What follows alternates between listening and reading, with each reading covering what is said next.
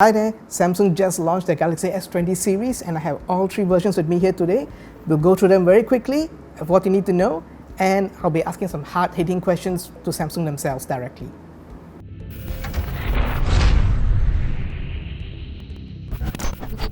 The Galaxy S20 comes in three sizes. The S20, which has a 6.2-inch screen, the S20 Plus that has a 6.7-inch screen, and the S20 Ultra, the largest of all Samsung devices so far in terms of screen size, at 6.9-inch.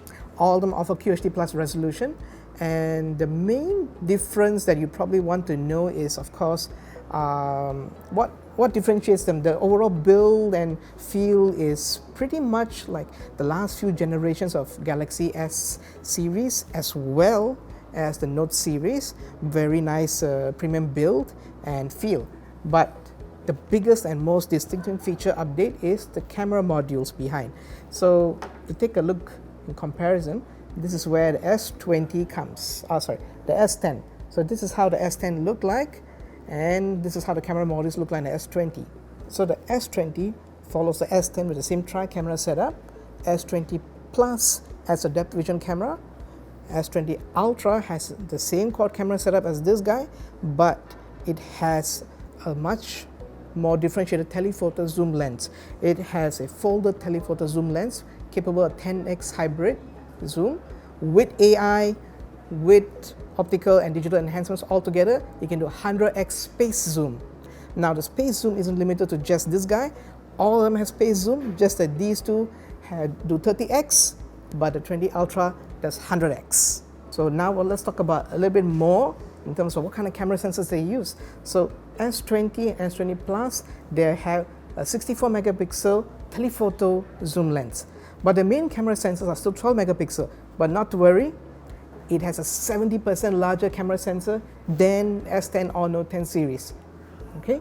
Now the S20 Ultra comes with 108 megapixel main camera sensor, and that's the real star of this product, and we'll show you more of what it can do and how you can best utilize it. One last comparison I would like to show you before we move to the details is, if you notice, there is no E version like the S10e.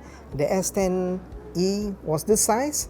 It is now being replaced by S20 as the new minimum size S series phone. But let's take a closer look on, will you be missing out much?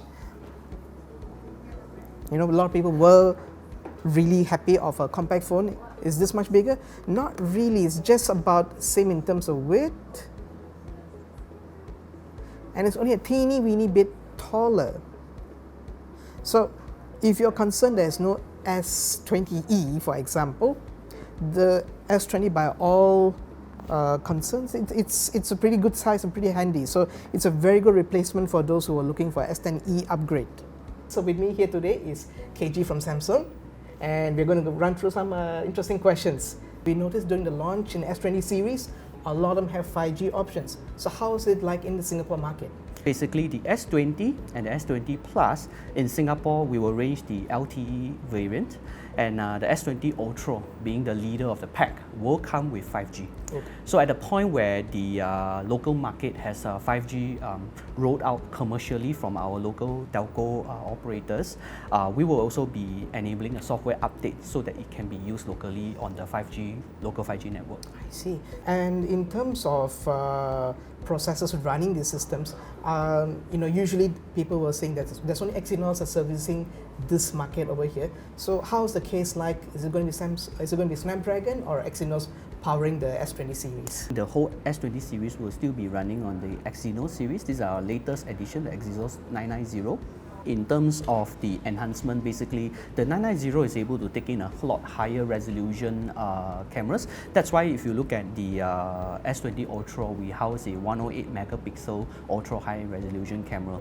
And at the same time, it is also able to process 8K video. And having said that, the S20 Ultra is also the first in the market to have a 8K video recording functionality. And we just talked about the topic earlier on about 5G. It actually has a 5G modem as well.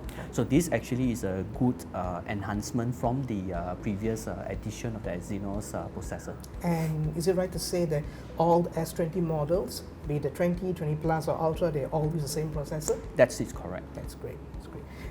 And Samsung was also saying that these phones, all of them, all the S20 series have 120 Hz refresh rate and double the response time. Could we sample that to see how does it actually work and what can people expect? Sure. So by default, the refresh rate of the device out of box is tuned to 60 Hertz. So the 120 Hertz is something that user can adjust. So what happens is that if you were to go to the settings under the display options, you will see a motion smoothness category. Right now it's actually at the refresh rate of 120 Hertz. Right. So what it does is actually very good for consuming content that is very high action. For example, games. And games, especially for those that requires a lot of response time from users, then it will actually face a very good experience. So the latency is lower. At the same time, the motion and the graphics are smoother. But other than that, if you look at it from a general UX perspective, just look at this settings screen. If I were to just move up and down, okay, you can take a look at how smooth the motion is right now. Okay. The words doesn't kind of judder. Right. So more and more applications, I think, will actually make a lot of use of this high refresh rate screen that we have on the Galaxy S20. Well, gamers, please take note. I think you will find it very useful. So do try this out. Do try it out. Now let's get down to the next most important thing. The camera module, right? Oh, so right. Yeah. So we also notice the finer details. So while the S20 series, the beginning editions, they use a 12 megapixel sensor. Sounds similar to the last few generations, but we also noticed that it's using a bigger sensor, up to 70% larger. And on the Ultra especially, it's up to 3 times larger than the previous sensor used on the Note 10. That's right. So what does this all mean? I mean, besides better low light, better dynamic contrast, what can people expect? So the first thing you realize, if you were to take a picture using the 108 megapixel resolution, it's so sharp. So even if you were to zoom in, you can still see a lot of details. So there's no need for you to do zoom. If you were to take it at 108, you can just pinch in and then still capture or crop that part of the screen, and you can get the same level of detail as if you are zooming in. Then and with the new sensors, as you mentioned, the larger sensor size, the architecture has changed a little bit as well. And I think in terms of mobile camera right now, the other buzzword is AI. So a combination of AI technology, a bigger sensor, net for the consumers is a much improved camera system that you get better clarity, better low light performance, and a lot of more creative stuff that you can do. So one of the headlining features of the camera is space zoom. So can you tell us more about how this thing came about and what can we expect on the different models? Sure. So space zoom is actually the marketing name of our zoom feature. So what we position the S20 series is actually the smartphone that will change the way how photography will be perceived. And basically for space zoom, the S20 series, it can go up to 30 times. Okay, and then for the S20 Ultra, it can go up to 100 times. So, however, these are digital zooms. So to a certain extent, when you zoom into the 30 times or the 100 times, it's best used with a tripod to actually maintain as much clarity as possible. There's also an AI component where we introduce to reduce the level of noise. But if you want to really get a very, very good zoom and yet the quality is awesome, then I would recommend to go for the hybrid zoom. Okay, so on the Galaxy S20 Ultra, it comes with a 10 times hybrid zoom. You don't get a quality degrade. It's actually very sharp. You can try it out for yourself. As well as the S20 will come with a 3 times hybrid zoom. So this is a specific mode on the camera itself? No, it's actually a part of the zoom. So you will see you have different stages of zoom, like 10 times to 30 times, 100 times, etc. Right. So it's actually user adjustable. You can also pinch and zoom when you do that. Right. Yeah. So if I go to the extreme, like 100x, right, you realize that there's actually a guiding factor over here, which is a little picture-in-picture. Yeah. So that helps you compose because of the shakes. But I think general usage, if you were to look at without you want to maintain good quality without too much shakiness, 30 times I think is still quite safe, if you can see from here. In the previous few generations, Samsung has also been boasting about the dual aperture camera. So we noticed that that isn't mentioned here. How does it change, or what's different this time, and why is it not featured? With a bigger sensor and with the help of AI technology, I think we decided to go with the new camera system that we are able to give a better output and quality to consumers. So it's something that we have kind of progressed on. So in the S20 series, you will not find a dual aperture lens on board. Okay. Single take was also a very big, I would say, quality of life improvement feature. Can we figure out like how does it work? Okay. What's the brains behind it? So the single take feature was kind of conceived so that it's actually very easy. So as the name suggests, single take, you just need to press one button. The AI technology on the Galaxy S20 will help you look at the situation, the subject that you are taking, and then it actually gives you an output of up to 14 kinds of output. It's a mixture of videos or photos, and it leverages on things like, for example, live focus pictures, wide angle shots, close-up zoom photos, and of course it also chooses the best photos for you. So the user don't have to do anything, just basically tap one time and follow the instructions on the screen, and it will give you multiple results so that you capture different effects of the same moment. That is actually a lot easier than having the user to keep changing to different modes to take different kind of pictures. And I understand that the video captures is up to 15 seconds, correct? That's correct. Correct. Yeah. Okay. And so you have like boomerang effects and stuff. If it's actually the AI deems that that particular scenario that you are using for single take actually makes a good boomerang effect, then actually it will capture the boomerang effect for you. And I guess a lot of that is also made possible because of the new processor, correct? Because we have actually handled certain mid-range phones that boast great camera capabilities. However, we also noticed that the usage experience isn't smooth, not even on a single photograph photo itself. It might have judder, it might have latency issues and stuff like that. But as we've seen here and we've demoed, on a single take, it captures 14 different varieties seamlessly. So it's all the power of the phone's processor doing all this. Correct. So it has a fair bit of AI as well. As you mentioned earlier on, the new generation of the processors that we use on the S20 has enhanced AI capabilities as well to actually make it a lot seamless.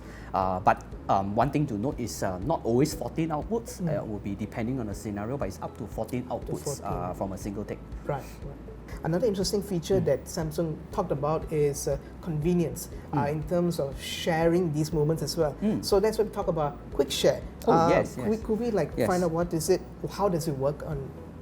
Okay, so Quick Share is actually a feature that rides on Wi-Fi Direct. So what it does seamlessly is able to let you detect people around you, and it's actually able to let you transfer up to 5 persons that's around you easily, just with a tap of the share button. Let's say, for example, if I have a picture file over here, I just need to click share button, and you see that the Quick Share icon is actually loading up.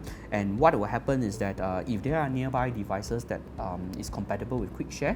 Oh, by the way, it's with Samsung phones mainly. Currently, it's on the latest generation. So the Z Flip as well as the S20 will have Quick Share feature. So versus the traditional usage of Wi-Fi Direct, whereby you need to turn on the Wi-Fi Direct and get the pairing done. There's more steps. So actually, it's a more seamless way. It doesn't have to be pictures though. You can actually look at any files. I think it can transfer up to about probably around 700 meg at once. So the catch is, I need all my friends to use the latest phones at this point in time. At this point in time. To enjoy Quick Share. At this point in time. Okay. Yes. Thank you very much for your time, KG. No problem. Thank you, Vijay. Thank you. So now comes the conclusion as to what kind of colors, how's the value. Okay. Colors, these are the 3 new colors you're going to get from the new S20 series. Cosmic Grey, Cosmic Blue, and Cosmic Pink. All those 3 color options are available on the S20. The 20 Plus is only available with grey, black, and blue, no pink. And the Ultra is only available in grey and black. Okay. If you want a recommendation on what color to get to differentiate yourself and show people that this is the latest model you have, go with the Cosmic Blue. Is it worth it to get it? What's the price? So when S10e launched, it was just over 1K, but now the new base level is S20 that starts at 1298, S20 Plus at 1498, and the S20 Ultra at 1898. So if you're talking about how is it priced, it's about the same as S10 series minus the E. Take away the E, the pricing is about there, right? You're getting 8 gigs of RAM with 128GB storage. Same with this, 8 gigs of RAM, 128GB storage. The Ultra is 12GB of RAM, but unfortunately still 128GB of RAM. So the odd point is that although we've evolved for over a year now, the storage capacity is still at 128GB of RAM. However, they're augmented with expandable storage, so all of them you can put up to 1 terabyte of extra storage. So apart from that, if you're looking at overall recommendations, like if you want a compact device, go to S20, you can't go wrong with it. If you want some depth vision capabilities as well with 3D scanning and all, go to S20 Plus. Another reason, of course, is because it's a bigger phone, you get more battery. How much more? This guy comes with 4500 mAh. Not that S20 is any of a slouch as well. That comes with 4000 mAh, which is also quite a bit more than the previous generation of S10 devices. Now, S20 Ultra is bigger and has 5000 mAh of battery capacity. And of course, it is the outright recommendation if you want to get and experience the newest and best that Samsung has. And of course, go and enjoy and explore what 10x hybrid and 100x space zoom can do for you. With that, stay tuned for our full-fledged review and more details on availability, pre-order, pricing and more.